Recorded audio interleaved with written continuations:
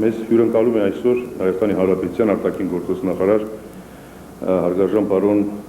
Վարդան Օսկանյանը Հայաստանի արտգործնախարարությունում եւ երկու խոսքով նախ ներկայացնեմ պարոն Օսկանյանին որպես անհատ այսպես ասենք Վարդան Օսկանյան, հայրը Մինաս Օսկանյան, մայրը Սրբուհի Օսկանյան, բնիկ կիլիկիացի է, Մարաշ։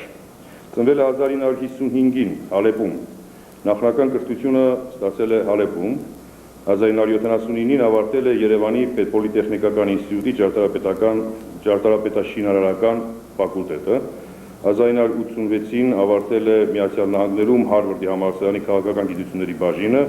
իսկ 1991-ին Ֆլատչերի միջազգային հարաբերությունների հաստատությունը։ 1992-ից ի վեր աշխատում է Հայաստանի Հանրապետության արտաքին գործոս նախարարությունում զանազան պաշտոններով, իսկ 1998-ից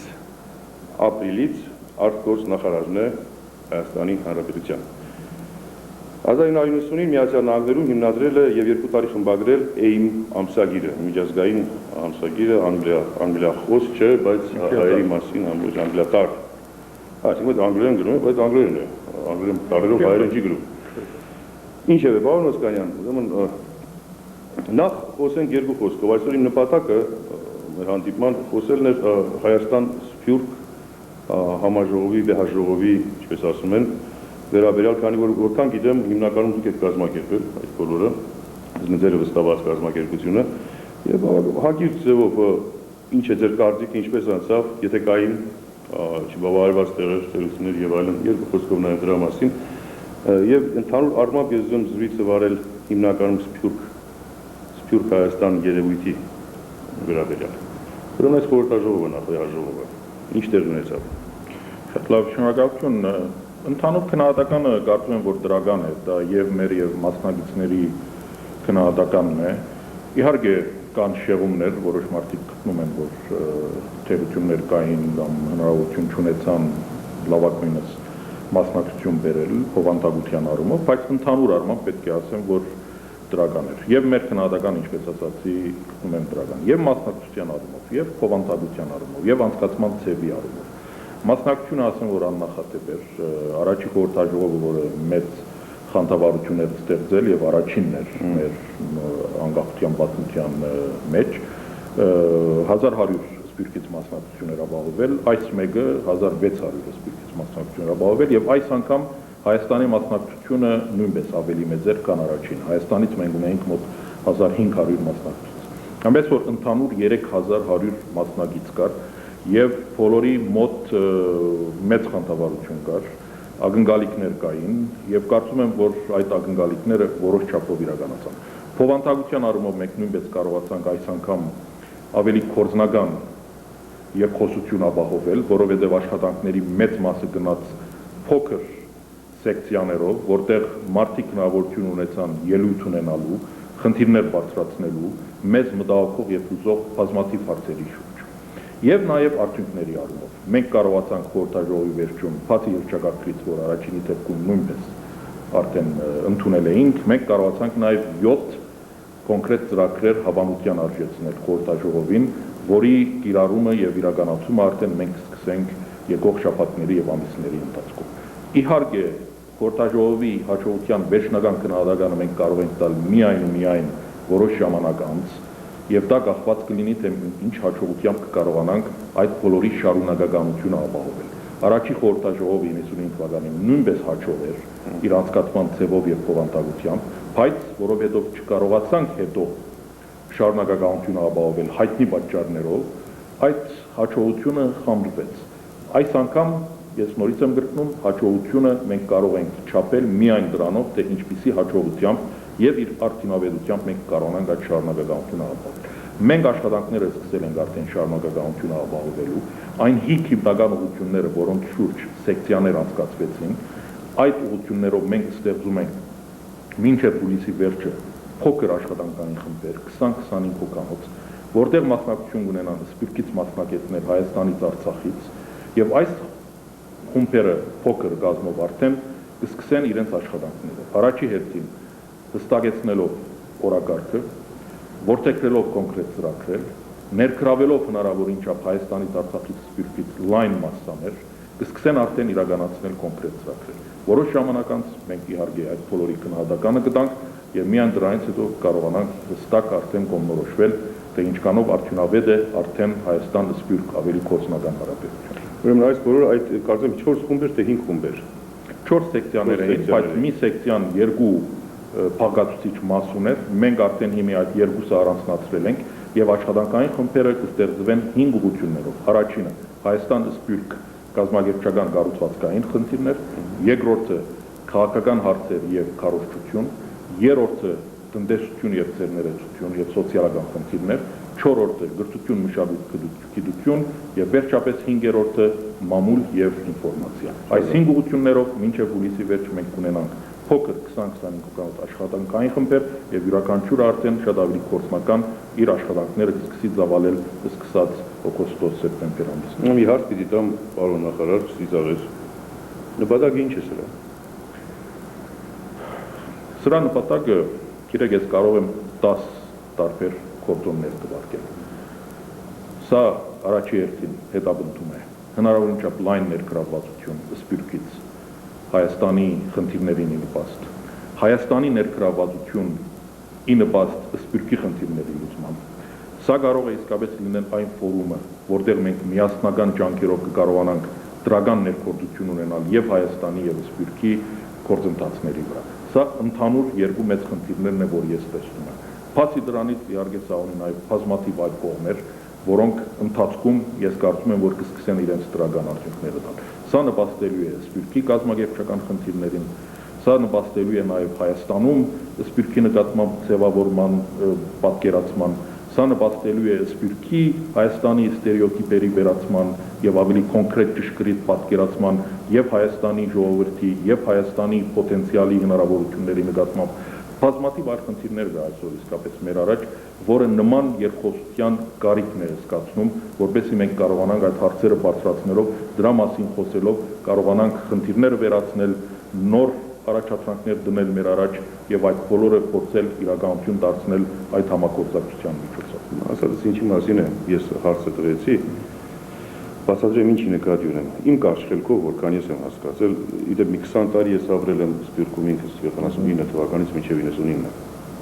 Ամերիկայի Միացյալ Նահանգներում, շատ լավ։ Ուրեմն մենք ունենք այսօր Սփյուռք կամատարած, որը գնալով մեծանում է, ցավոք սրտի։ Ունենք այսօր Հայաստանի Հանրապետությունը, ի վերջո այդ երազանքը իրականացել է եւ թերևս կարծում եմ խորհրդանշական է, որ 21-րդ դարի սկզբի 20 տարավերջին դա տեղի ունեցավ։ Թերևս երևի հայրիկը մեզ բավական ժամանակ կոնսերվացնելուց հետո որոշել է արդեն ակտիվացնել, շատ լավ։ Ուրեմն իրողությունը այս է, որ խնդիրը, որ տնտեսական խնդիրներ ունենք եւ այլն, ես չեմ կարծում, որ Հայաստանը ունի տնտեսական խնդիրներ, ունի ֆինանսական խնդիրներ։ Ճիշտ ասած, իմ կարծիքով Հայաստանը առաջին բանը որ ունի եւ Սփյուռքը նույնպես։ Դա բարոյական խնդիր է։ Ընդհանուր առմամբ, այսպես ասենք։ Եվ հիմա այս խորհրդաժողովը փորձում է դա հարթել, ինչպես հասկացա։ Այսինքն վստահության ձեռքբերում երկուսի միջև համագործակցություն եւ խոսություն սկսել, որպեսզի այս բոլորը ապահովվի։ Որտեղ ի վերջո մարդը ասենք խնդիր ունենք, արի այստեղ ինվեստմենտ արա, ներդրում արա եւ դրանով Հայաստանը ծաղկի եւ քեզ համար է դա որպես Սփյուռքահայ հաճելի է եւ այլն։ Բայց ժամանակի հարց էլ կա առաջ եւ որքան ես գիտեմ, մանավանդ Միացյալ Նահանգներում եւ ընդհանրապես ոչ իսլամ երկրներում բավական արագ տեղի ունենում ձուլումը։ Եվ ես չգիտեմ ինքս Սփյուռքահայ ես, Ամերիկայում քանի սերունդ ես տալիս, ես մի սերունդից ոչ ավել։ Իսկ այսօր դա խնդիր ունենք, այդ հավաքվել էին ժողովին ամենահայրենասերներն են ըստ երևույթին, մարդիկ գործ ամեն ինչ թողել եկել են, նրանց զավակները այսօր հայեր են խոսում գոնե կամ այդպիսի բաներ։ Հիմա այս բոլորը շատ երկարեցրի ես, ունենք մեկ ժամանակ սրա համար եւ կա ավելի կարճ լուծում այս խնդրին։ Գիտեք, ես կարծում եմ հարցի հենց պատասխանը դուք տվեցիք ձեր առաջի հարցին, որ ինչ նպատակ է հետապնդում այս խորհրդաժողովը, հենց այս խնդիրը, որ պատրաստեցիք, դա հարյուրավոր խնդիրներից մեկն է։ Հայաստանի խնդիրը ոչ միայն տնտեսական է, ոչ միայն ֆինանսական է, ոչ միայն փարոյական է, ոչ միայն pedagogical ստեղծման խնդիրն է, այլ բազմաթիվ այլ նաև խնդիրներ են, որոնց թվում մտնում են նաև Սփյուռքի խնդիրները։ Մենք հիմնական այս բոլորի գրավականը կայանալու է դրանում, որ մենք կարողանանք առաջի հերթին հաստատել այն գաղափարախոսությունը, այն, որ մենք մի ազգ ենք, որ ունի պետություն։ Մինչև հիմա մեր մոտ եղել է ազգի գաղափարը, բայց չի եղել պետության գաղափարը։ Եվ մենք որակական այստեղ ներմուծություն պետք է անենք մեր մտածողության մեջ, որովհետեւ մենք կարողանանք արդեն յուրաքանչյուրի մտքի մեջ հստակ ներմուծել այն միտքը, որ մենք ազգ լինելով հանդերձ ունենք պետություն, եւ մենք ազգ պետություն ենք։ Մինչև 91 թվական մենք ազգ էինք։ 91 թվականից ի վեր արդեն ազգ պետություն ենք, եւ սա ինքնին նոր որակ է թելադրում մեր կորձելագետի եւ մեր մտածողության մեջ։ Ազգի դեպքում մենք մեր քոյությունը պայմանավորվում ենք մեր անցյալով։ Ազգ պետության դեպքում արդեն մենք մեր քոյությունը առաջի հերթին պայմանավորելու ենք մեր այսօրվա ներկայով Հայաստանի Հանրապետությունում։ Պատմությունը նպաստելու է, անցյալը նպաստելու է, այդ փառքը, որ ունեցել ենք, նպաստելու է, բայց հիմնական չափանիշը լինելու է Հայաստանը։ Սա որակական հսկայական փոփոխություն է, եւ մենք պետք է կարողանանք դրան ընդդրանալ։ Եվ այս կոնտեքստի մեջ պետք է նայենք մեր բոլոր մյուս խնդիրները։ Այս կոնտեքստի մեջ Սուլման խնդիրը ստիպում արդեն շատ ավելի հրադապ է դառնում։ Հայաստանի տնտեսական զարգացումը, պետականության ամրացումը արդեն հրադապ խնդիր է դառնում։ Սփյուռքի հայը, որպեսզի կարողանա հայս գա, արդեն բավարար չի, որ ասի մենք ունեցել ենք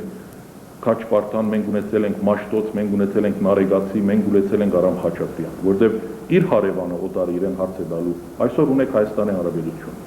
Դա ինչ վիճակում է գտնվում, ինչքանով է փառքաբաճ, այսօր ինչ գիտնականներ եք տալիս։ Այսօր մեր հպարտության առարկան արդեն անցյալը չի, այսօրն է։ Իսկ այսօրվա վիճակը մենք հնարավորին չափ պետք է բերենք այն մագարտակին, որ դա մեր դրսի սերունդներին այն հպարտությունը,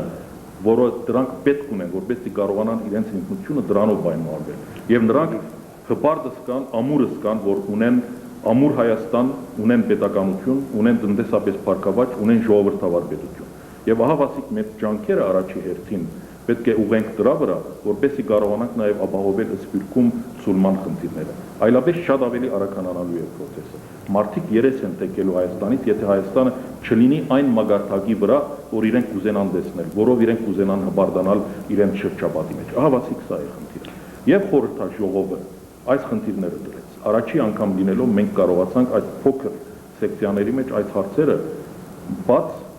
եւ համարձակորեն բարձրացնել առանց որևէ այսպես կոմպլեքսների։ Եվ մենք դրան պետք է շարունակականությունը կարողանանք ապահովել այս գողանցների ընթացքում։ Ես սրա մեջ եմ տեսնում այսօր։ Ուսով եմ Քրիստինեն անշիկ աղջիկը ասաց, որ զրույցանք ավելի զրույց է, հարցազրույց։ Սկզբից զրուցում ենք, ինչ դուրս կա դրանից արդեն դուրս կա։ Երկու ձեռքով համաձայն եմ, պարոն Օսկարյան։ Դեռ ավելին ասեմ, մենք այսօր խնդիրը շատ ավելի դժվար է դարձել, ինչու, որովհետև մենք խորհրդային միությունից ստացանք վատ ժառանգություն բարոյական իմաստով։ Այսինքն սերունդներ շարունակ մարդը դասիրակում էր այսպես, որ սա երկիրը չէ։ Ինչ որ փախցնես այս պետությունից պատիվ է քեզ։ Գողը պատվավոր տղա է։ Սա վարակ էր, որ մինչև հիմա դեռ գնում է process-ը։ Սա հաղթահարելը պետությունը համարելու իր երկիրը, տերը համարելու երկրի, այսօր երկրի տերը համարում է իրեն հենց Հայաստանի քաղաքացին կամ նույնիսկ թուրքահայերեն համարում է այս երկրի տերը։ Թերևս դրան հասնելու համար ասում ենք, որ օքեյ, օգնեք Հայաստանին, թող Հայաստանը զորանա, որպեսզի դուք էլ հետո ունենաք այդ տիրոջ զգացումը երկրի նկատմամբ։ Շատ լավ։ Մի բան ինձ ամենայն դեպս մի քիչ զարմանալի էր թվում, որ անցյալ խորհրդաժողովին ես մասնակցում էի եւ այս մեկին եւ փակման օրն էր արդեն վերջում առաջարկների ժամանակ ես առաջարկեցի, որ ասի զարմանալի է, որ մի անգամ ներգաղթ բառը չարտաբերվեց այս խորհրդաժողովի ժամանակ։ Գոնե բառը արտաբերվել կամ գաղափարը ասվել այդ մասին, կամ մենք այսօր բազմաթիվ օրենքներ ենք ընդունում, օրենք չընդունենք, բայց գոնե խրախուսելու վերաբերյալ օրենք ընդունենք ներգաղթ հասկացողությունը։ Եվ ինչի համար, որովհետև ես միշտ մերոնց ասում եմ ազգակիցներին այնտեղ, ասում եմ, գիտեք, սպասում եք, որ Հայաստանը լավանա եւ գաք։ Ուզե երկար սպասելու կարիք լինի, ես չգիտեմ, բայց դուք պիտի գաք, որ լավանա։ Ասեմ, որ բազմաթիվ ընտանիքներ գալիս են մեր ամիջական տարածաշրջանից հիմնականում, հատկապես Պարսկաստանից։ Եթե չեմ սխալվում, մի քանի հարյուր ընտանիք կա Պարսկաստանից, որ արդեն Հայաստան են կապել։ Միջին Արևելքի այլ երկրներից նույնպես կա, Լատինական Ամերիկայից կա։ որոշ հոսք կա թեպի Հայաստան։ Դուք հետաքրքրական հարցադրում դրիք, մենք պետք է սպասենք, որ Հայաստանը լավ լինի, որ գանք բարիկներից օգտվենք, թե հիմա պիտի գանք եւ օգնենք, որպեսզի լավ լինի։ Գիտեք, սա հրեդորական խնդիր է։ Այսօր մենք չենք կարող, հատկապես անցյալի փորձ ունենալով Ստալինյան շրջանի, փորձել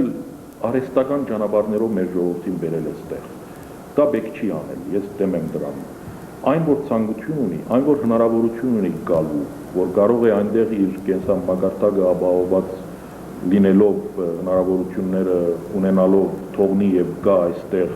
եւ իր օգտակարությունը բերի Հայաստանին, այդ մարդիկ պետք է կան։ Այն մարդիկ, որ իրենց երկրներում այսպես թե այնպես վատ են ապրում, այլ հերանեկարներ են փնտրում, նրանք ցանկություն ունեն գալու, նրանք նույնպես պետք է գան։ Այսօր նաեւ մեծ սպյուրքն է պետք։ Մենք պետք է կարողանանք այս երկու միավորներից ամբողջականություն ստեղծել, որ յուրաքանչյուրը իր տեղում գտնվելով հանդերձ կարողանա ընդհանուրին նպաստի, Հայաստանը կարողանա սպյուրքին, սպյուրքը կարողանա Հայաստանին։ Ներքախտը իհարկե ցանկալի է, ինչքան շատ մարդ կա, այդքան լավ, իրենց հնարավորություններով, փորձով, փողով,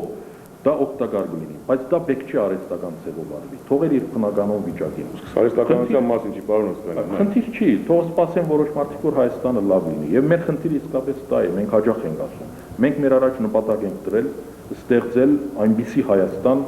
որը ինքնաբերաբար արդեն հրաբուրիչ կլինի աշխարհի ցանկացած կողմում գտնվող հային, ինչքան էլ որ դա լավ վիճակում է ապրում։ Դա պետք է լինի մեր խնդիրը։ Դա նշանակում է ունենալ խաղաղ, կայուն, ամուր պետականությամբ Փառքավաճ Հայաստան։ Այսօր դա է մեր խնդիրը։ Եվ մենք ես կարծում եմ այս 10 տարիների ընթացքում այդ ուղղությամբ շատ բան ենք արել։ Այսօր Հայաստանը ճիշտ ճանապարհի վրա է։ Ես որովհետև Լոս Անջելեսյան բանի համար եմ, լսարանի համար եմ խոսում, գիտեմ։ Ուզում եմ հատկապես դա շեշտեմ։ Այսօր այնինչ որ այնտեղ ասվում է եւ մարդիկ լսում են, միայն 10%-ով է, եւ ես համարձակում եմ դա ասել, եւ ելի խոսքի դերն եմ։ 10%-ով է միայն համապատասխանում Հայաստանի ներկա իրավիճակին, իսկական պատկերին, այստեղ ընթացող գործընթացներին։ Հայաստանը ճիշտ ճանապարհի վրա է, տնտեսապես, քաղաքականապես, եւ ես համոզված եմ, որ մենք ամենակարճ ժամանակում, հաջորդ 4-5 տարիների ընթացքում, եթե Աստված տա կարողանանք այս զարգացման տեմպերը պահպանենք, արդեն ժողովուրդը ինքը պիտի սկսի ըսկալ իր քրբանի վրա այն փոփոխությունը, որ այս 5-4-5 տարիների աճը պետք է տա։ Թերևս դա չի երևում, դա բնական է, տնտեսական նորմալ գործընթացներ են սրանք։ Այսօր մենք պետք է կարողանանք իրավիճակը իր պահի մեջ քննադատել հերանեկարի կոնտեքստով։ Եթե մենք 4% էինք աճ ապահովում, մեզ պետք էր 20 տարի, որպեսզի կարողանայինք ինչ-որ ձևով ազդել ժողովրդի փառքավաճության վրա։ Բայց եթե մենք կարողանում ենք 10% ապահովել, 4-ի եւ 10-ի դեպքում էլ հաջորդ 3 տարին ժողովուրդը տարբերություն չի զգալու, բայց 5 տարի հետո 10% աճի դեպքում արդեն նրանք զգալու են տարբերությունը, բայց 4% աճի դեպքում նրանք 20 տարից պիտի ստանան։ Դրա համար եմ ես ասում, մենք պետք է կարողանանք իր պահի մեջ քննադատականը տալ, բայց հերանեկարի կոնտեքստում։ Սա է, որ այսօր բացակայում է մեր ժողովրդի հասկացողության մեջ։ Մենք պետք է կարողանանք դա սերմանել։ Դա հեշտ է գիտակից մարդկանց հետ խոսելու, դա անել, բայց շատ բարդ է այն մարդկանց սապացածվել, որոնք տարվում են եւ դուրք են տալիս այն ըսի իսավներին, որոնք զուտ նեղ քաղաքական խնդիրներ են հետապնդում այսօր Հայաստանում։ Ոչ միայն քաղաքական, հիմա ես ինքս ասում ապրել եմ այնտեղ, կան մարդիկ, որ այստեղից արտագաղթում գնում են, այնտեղ այնքան սև են նկարագրում այս բոլորը, մի տեսակ ներքին արդարացում են կարծես, որ այս քայլը արեցինք։ Եվողներն էլ զարմանալի է, լսում են եւ մտածում են, այ մարդ երևի լավ էր, հա, որ մենք այս որոշումը ընդունել ենք, այստեղ ենք արդեն, այս էգոյի խնդիրները կան։ Իհարկե մենք էլ այստեղ հեշտակ չենք։ Եթե ինձ ցույց տաս նորից ես արիտ օգտագործեմ այդ մարդկանց էլ ես իսկապես ուղերձ ունեմ ասելիք։ Այն մարդիկ, որ Հայաստանից գնացել են եւ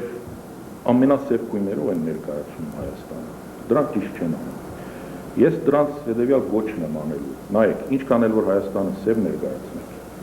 ինչքան էլ երես թեքեք Հայաստանից, մենք ցեզանից երես չենք թեքել։ Դուք մնալու եք մեր քաղաքացիները, դուք մնալու եք նույնիսկ ամերիկյան քաղաքացի դառնալու եք այդ ամբողջության մի մասնիկը։ Մենք դες դեռ պետք ունենք։ Յուրաքանչյուր հայ այսօր մեզ պետք է։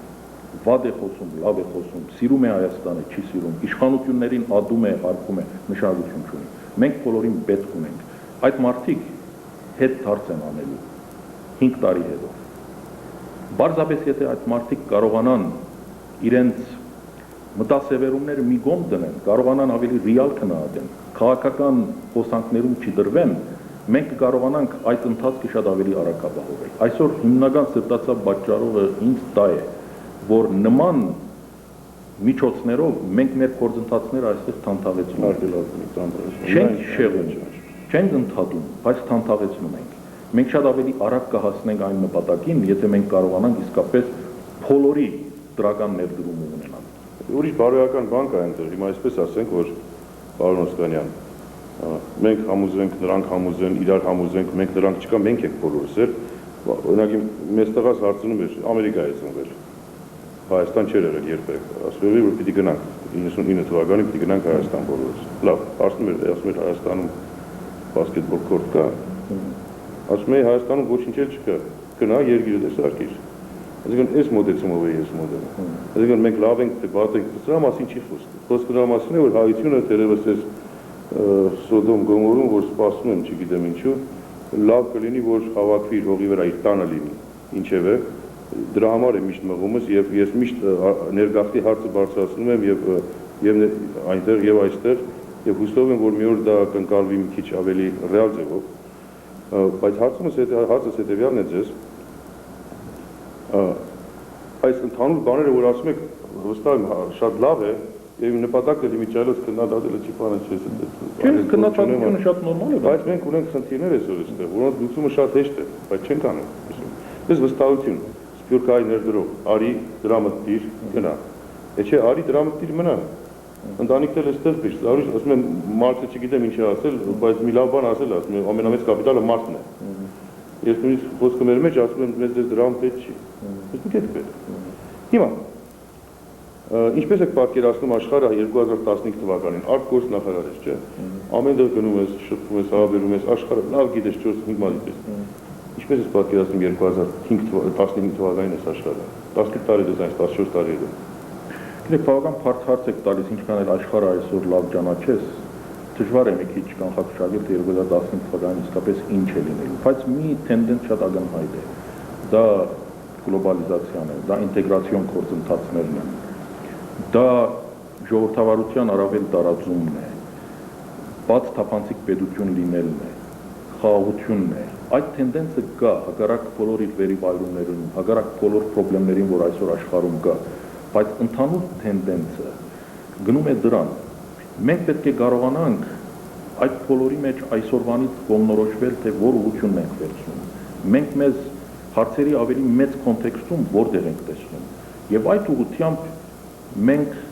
եվրոպական ուղղությունը անընդհատ պետք է շեշտենք։ Ես չգիտեմ աշխարհը ինչ վիճակում կլինի 2015-ին, բայց ես կուզենայի Հայաստանը 2015 թվականին տեսնել մի երկիր, որը կլինի Եվրոմիության անդամ երկրների մակարդակին։ 2015 թվականին Եվրոմիությունը պիտի լինի։ Կլինի չլինի խնդիր չէ, դրա համար ես այդ զգուշ ձևավորեցի։ Լինել Եվրոմիության անդամ երկրների մակարդակին։ Այսօր մենք խնդիր ենք դրել մեր առաջ հասնել այդ մակարդակին։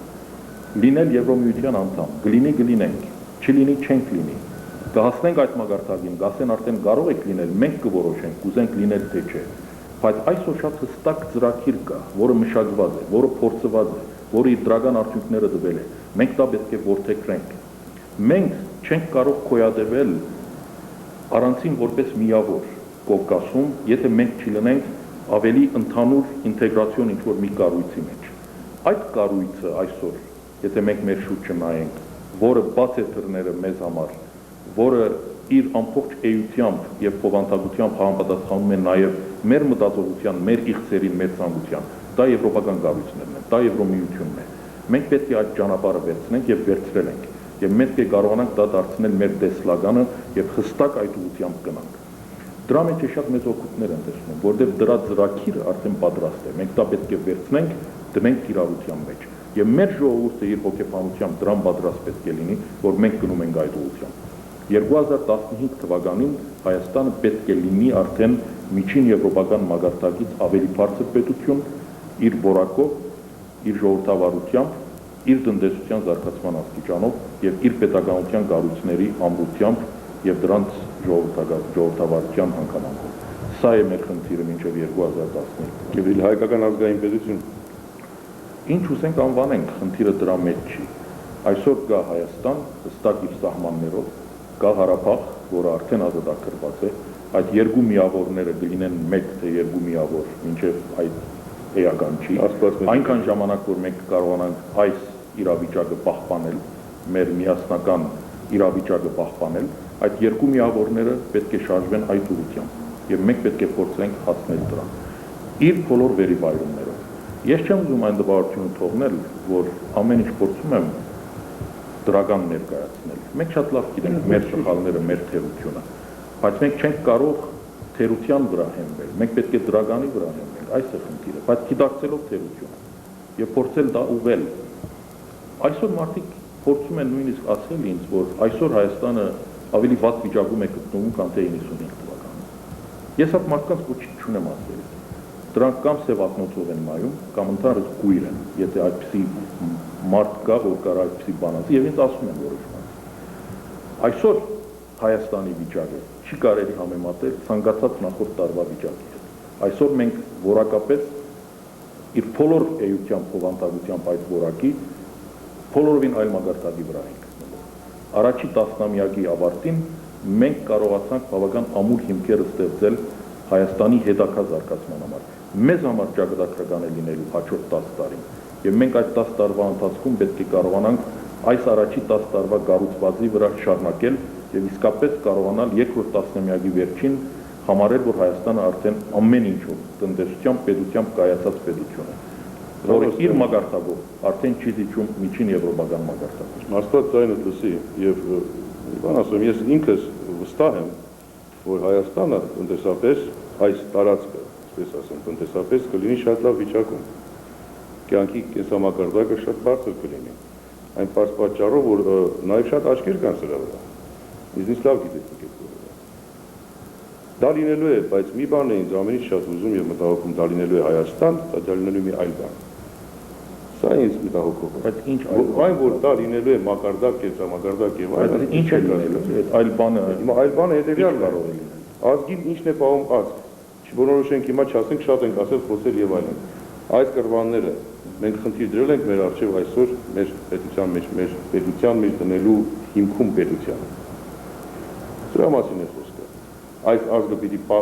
ի վերջո ես նաև մտածում եմ, որ սա նոյը պիտի լինի դարձյալ իմ սցենարիով, չգիտեմ, եթե աշխարհը խառնվի, բայց մենք այսօր մեզ դնում ենք այդ ճանապարհի վրա, որպեսզի կարողանանք մեր իսկապես արմատները պահել, պահպանել եւ զարգացնել եւ չընկնել այլ հովերի տակ։ Ես նկատում եմ քաղաքական, իսկ միայն մշակութայինի մասին է խոսքը սպառակային։ Եվ միևնույն ժամանակ նախ այս հարցից խնդրում եմ Հայաստանը ազգային պետություն է այսօր եւ լինելու է ազգային պետություն 2015 թվականին։ Ես ուղղակի կասկած չունեմ դրա մեջ եւ այդպիսի մտահոգություն այսօր բացարձակապես գոյություն չունի։ Միայն պատմությունը նայենք, մի ժողովուրդ, որ 2000 տարի անցել է սրի եւ վրի միջով եւ պահպանել է իր գոյությունը, այսօր անկախ պայմաններում նա կարողանա պահպանել։ Մեր առաջ այսօր այսպիսի խնդիր չկա, այսպիսի մտահոգություն չկա։ Ազգային պետություն է Հայաստան, իր բոլոր արժեքներով։ Եվ դա ես երբեք այս 10 տարիների ընթացքում նույնիսկ ամենածանր օրերին չեմ զգացել, որ վտանգված է։ Հայաստանում այսօր ապրում է այնքան մարդ, ինչքան պետք է։ Ինձ հաճախ ասում են ինչքան մարդ կա Հայաստանում։ Դրա պատասխանը մեկն է։ Այսօր անկախ դրանից ով գնացել է, ով մնացել է, այսօր կա այնքան մարդ, որ կարողանա Հայաստանի գոյությունը պահպանել, զարգացնել եւ իր ազգային արժեքներով կառուցել ամուր պետություն։ Այսօր Հայաստանում այդպիսի վտանգ չկա։ Մեր առջև խնդիր է կառուցել ամուր պետականություն ունեցող, հարկավաճ տնտեսություն ունեցող Հայաստան։ Այդ ճանապարհով ես կարծում եմ, որ մենք շատ բան ենք արել։ Արտգործնախարարին հարցնելու հարց չէ, բայց քանի որ զրուցում ենք այս թեմայով, մոնոպոլիզացիա։ Ինչ խնդիր է այսօր Հայաստան մոնոպոլիզացիան, խնդրեմ է թե ոչ, խնդիր է թե ոչ։ Որոշ չափով է, դա այն խնդիրներից, որ մենք բոլորս գիտակցում ենք։ Եվ խանգարում է, արգելակում է առաջընթացը։ Իհարկե որոշ չափով արգելակում է, բայց այս խնդիրները իրենց լուծումը ժամանակի մեջ պետք է գտնեն։ Ես նորից եմ ասում, բարոյական խնդիր է, տնտեսական խնդիր։ Դա եւ տնտեսական եւ բարոյական խնդիր է։ տնտեսական խնդիր է, որտեղ խոչընդոտում է մրցակցության, առանց մրցակցության ազատ տնտեսական հարաբերություն հնարավոր չի։ Նաև բարոյական է, որովհետև որոշ մարդիկ ինչ որ առավելություններ են ստանում, իսկ որոշ մարդիկ ոչ։ Այդ խնդիրը իհարկե կա եւ դա գիտակցվում է եւ այդ ուղղությամբ աշխատանք է տարվում։ Մի 100,000 ներգաղթը կլուծեր այդ հարցը։ Գիտեք, ինչքան շատ լինի թրսի ազդեցությունը այստեղ, թրսի ես նկատի ունեմ եւ հայության եւ օտարների, որոնք այստեղ են բիզնես են անում, այդ ճնշումը արդեն ինքնաբերաբար կբարտացվի, որ որոշ գործընթացներ շատ ավելի արագ տեղից շարժվեն։ Չմոռանանք, որ այսօր մեծ թիմադրություն կա տնտեսական բարեփոխումների նկատմամբ, սեփականաշնորհման, ցանկացած տնտեսական բարեփոխում բադի առաջ է կանգնում։ Եվ դա հաղթահարել այսօր բավական բարդ խնդիր է։ Դա արդեն ժողովրդի սոցիալական խնդիրների պահանջն է։ Որոշ մարդկանց, որոնք ճիշտ պահին ծանր օրերին կարողացել են ինչ-որ դեղեր հասնել, ուզում են այդ բոլորը պահել, եւ դա իր թիմադրությունը դրսևորում է, եւ հնարավոր չի ուղղակի, որ կարճ ժամանակում ինչ-որ այդ բոլոր խնդիրները վերացնել։ Այստեղ խնդիրը այն է, որ մենք կարողանանք գիտակցենք, որ այդ խնդիրները կան, այդ ուղղությամբ հստակ քայլեր առնվեն, որովհետեւ մենք կարողանանք ժամանակի մեջ արդեն այդ խնդիրները վերացնել։ Եվ համեմատության մեջ պետք է նայել։ 2 տարվա նկատմամբ այսօր դա ավելի խնդիրը մեծացել է, թե թուլացել է։ Եթե թուլացել է, ուրեմն մենք ճիշտ ճանապարհի վրա ենք։ Եթե չէ, ուրեմն այլ դրուկ ինչ-որ միջոցների պետք է դիմել, որպեսզի կարողանալ այդ ուղղությամբ ավելի լուրջ առաջ թվում է ինձ, որ պետք է դիմել դրուկ միջոցներ։ Որոշ տեղերում կարծում եմ, որ այո, եւ արդեն որոշ դրուկ միջոցներ ինչ-որ արվում են։ Ինչ է տեղի ունենում, պարոն Օսկանյան, ես հիմա չեմ ուզում բան անել, գնալ այդ կողմ, բայց երկու խոսքով քաջարելու համար մարդկանց գալ հայրենիք, քաջարել բառը սխալ բառ է, սուտ բառ է։ Հնարավորություն տալ։ Մարդ եթե պիտի կա գործ դնի այստեղ եւ այլն աշխատի։ Մենք մի քիչ սելեկտիվ ենք կարծես մոտենում։ Ոմանց տալիս ենք նույնիսկ օրենք ենք փոխում առավելություն տալու համար։ Մյուսին նույնիսկ կազմակերպ չենք տալիս, ասելով որ պատճառաբանելով թե այստեղ է ծնվել, դրա համար քեզ ուրեմն հատուկ կարգավիճակ չենք տալիս 10 տարվա պատմությունը։ Այլ է զարմանալի։ Կամ ասենք եւ քաղաքացիական հարցը, որ միջև հիմա ծեծվեց եւ այլն, դեռ մեջ կախված մնացել է։ Այսինքն բաներ, որոնք պիտի շատ արագ հնարավոր է անել, իդեպ։ Հնարավոր է անել եւ ես ինչու՞ հետ կամ խորհրդաժողովին։ Անցյալ խորհրդաժողովից մինչև այսօր այս հարցերը եթե արդեն լուծված լինենք մենք եւ այս մի մտահոգությունն է։ Միասին ենք այս ամեն ինչի մեջ եփում տաբակում։ Որքան արագ այդ process-ները տեղի ունենան, մի խոսքով որչափ ավելի վստահություն ներշնչվի մեր եղբայրներին, քույրերին, այնքան ավելի լավ, արագությունը շատ կարևոր է, բայց չեմ ասում, իրենց չեմ ասում, որ գիտեք ինչ խնդրում ենք եւ այլն, ամենամեղավոր իրենք են նախ եւ առաջ, որ հիմա այստեղ չեն, այս հողի վրա չեն, ես միշտ ասում եմ, բայց իրենց շատ եմ սիրում բոլոր դեպքերում։ Չէ, դա ձեր քննադատականն է, ես որևէ մեկին մեղավոր չեմ ուզում համարել իսկապես, բայց ես ուրախ եմ, որ դուք երկքաղաքական խնդիրը դրիք, որովհետև ես ուզում եմ դա օգտագործեմ որպես նմուշ ցույց տալու համար, որ նույնիսկ ամենացանկալի խնդիրները երբեմն շատ դժվար է իրականացնելը։ Երկքաղաքական օրենք խնդիրը թվում է թե շատ բարձ հարց է եւ ժողովուրդը ցանկություն ունի դա անել, ընդամենը մնում է սահմանության մեջ այդ կետը փոխել։ Բայց այսօր Հայաստանի սահմանությունը փոխելը երևի թե աշխարհի ամենաբարդ խնդիրներից մեկն է։ Առաջի հերթին 2/3-ով պետք է խորհրդարանը իր հավանությունը տա, դրանից հետո պետք է դրվի ժողովրդական հանրաքվեի։ Իսկ միայն այդ կետով հանրաքվե դնելը ուղղակի հնարավոր չի, որովհետև մեր սահմանության մեջ բազմաթիվ այլ խնդիրներ կան, որոնք շատ ավելի լուրջ քաղաքական հետևանքներ ունեն, որոնք պետք է փոփոխության ենթարկվեն։ Սահմանադրությունն է մենք սահմանադրության համար։ Դժբախտաբար 95 թվականին որոշ չափով այդ էֆեկտը ունեցավ եւ այսօր կարիքն է զգացում սահմանադրության մեջ լուրջ փոփոխություններ անել։ Իսկ այդ լուրջ փոփոխությունները լուրջ քաղաքական խնդիրներ են։ Քաղաքական շահարկման առարկա է դառնում եւ մենք չենք կարող կարճ ժամանակի մեջ դնել խնդիրը ռեֆերենդումի եւ անցկացնել։ Հավասիկ այդ փոքր նմուշը երկքաղաքական խնդիրը, որ բոլորի ցանկությունն է տեսնել սահմանադրությունից այդ խոչընդոտի վերացումը, բայց որովհետև դա բազմաթիվ այլ խնդիրների հետ է կապված, որոնք քաղաքականորեն այսօր հնարավոր չի անել եւ ժամանակի մեջ պետք է անել։ Ինքնաբերաբար այդ հարցը նույնպես հետաքրքրում է։ Եվ մենք հազիվ ես կարծում եմ 2003-ին նախագահական ընտրություններից հետո կկարողանանք նոր սահմանադրական բարեփոխումների հարցը դնել ժողովրդական հանրաքվեի։ Տեսնում եք, մի խնդիր, որ մենք դրել ենք մեր առաջ 3 տարի առաջ,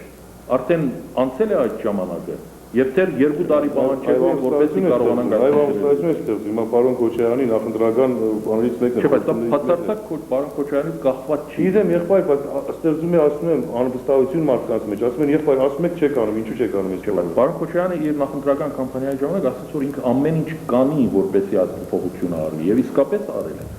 Ստեղծել է բարեփոխումների հանձնաժողով սահմանադրության, որը ավարտել է իր աշխատանքները, ներկայացրել է ազգային ժողով, որի մեջ արդեն առաջարկվում է այդ սահմանափակումը հանել։ Բայց մնացածը արդեն ժողովրդի ներկայացուցիչների խնդիրն է։ Դա նույնն է ասել, որ արդեն ժողովրդի խնդիրն է։ Եթե դա չի լինում, ուրեմն ժողովրդը չի ուզում։ Ժողովրդի ներկայացուցիչները ազգային ժողովում ընթացք չեն տալիս, որովհետև կա մի 3-4 այլ տարբերակ սահմանադրության փոփոխության։ Դա դարձել է լուրջ ներքաղաքական խնդիր։ Մենք այս տարի նախընտրական արշավում ենք գտնվում։ Այս բոլորը լուրջ քաղաքական խնդիրներ։ Իսկ հնարավոր է, որ այդ ներգաղթը կամ ասենք այդ ոսկը ներս ձեռնտու չլինի մոնոպոլիստներին ասած։ Վստահ եմ, որ յուրաքանչյուր դրանք ազդեցին ազգային ժողովի վրա։ Կարող է որոշ մարդկանց համար իհարկե միանշանակ ինչ որ թիրքորոշում հնարավոր չի, ցանկացած ամենանույնիսկ անմեղ թվացող հարցում, նույնիսկ Հայաստանի համար ամենաշատ օգտակար թվացող հարցում ուղղակի անհնար է, որ ընդհանրական կարծիք լինի Հայաստանում։ Դրա համար պետք է լինեն որոշ մարդիկ եւ կան, որոնք դեմ կլինեն տարբեր խնդիրներին։ Այստեղ մնում է, թե մենք ինչքանով կարողանանք մոբիլիզացնել ընդհանուր տեսակետը եւ կարողանալ արդեն այս խնդիրներին ընդհանրապես։ Արգաժան պարոն նախարար, 1 րոպեից քիչ ժամանակ ունենք, ցավոք սրտի, արդեն վերջացել է։ Ուրեմն երկու խոսք մեր հայրենակիցներին նախքան հրաժեշտը վստահենք մենք մեզ, մեր ուժերին, հավատանք Հայաստանին։ միանգամայն Իշխանությունները չեք սիրում, սիրեք ժողովուրդը, սիրեք Հայաստանը։ Ձեր ներգրավվածությունը ունեցեք, ձեր ներգրավվածությունը ունեցեք Հայաստանի մեջ, Հայաստանը գա կմնա։ Եվ ինչքան շատ լինի այդ ներգրավվածությունը, այնքան արագ մենք այս իրավիճակից դուրս կգանք։ Դուք չեք անում ինչ որ անհատների համար, անում եք ժողովրդի համար, պետության համար։ Եկեք այդ սխալը, ինչ որ արվել էր սովետական շրջանում, չկրկնենք։ Եկեք բոլորս իսկապես նվիրված օգնենք Հայաստանին, մեր ներդրումը բերենք, օգուտ քաղենք Հայաստանից, որպեսզի կարողանանք մենք երկուստեք շահավետ սկզբունքների վրա, որը ինքնաբերաբար իր դրական ազդեցությունը ունենա Հայաստանի վրա, կարողանանք իսկապես այն խնդիրը, որ մենք մեր առաջ դնել ենք, ունենալ ամուր պետություն, բարգավաճ տնտեսություն, դա իրականացնենք ամենակարճ ժամկետում։ Սա է ընդհանուր մոտեցումը։ Հրաշալի, ինչ ասեմ ժողովուրդը, շատ գործ կա այստեղ անելու։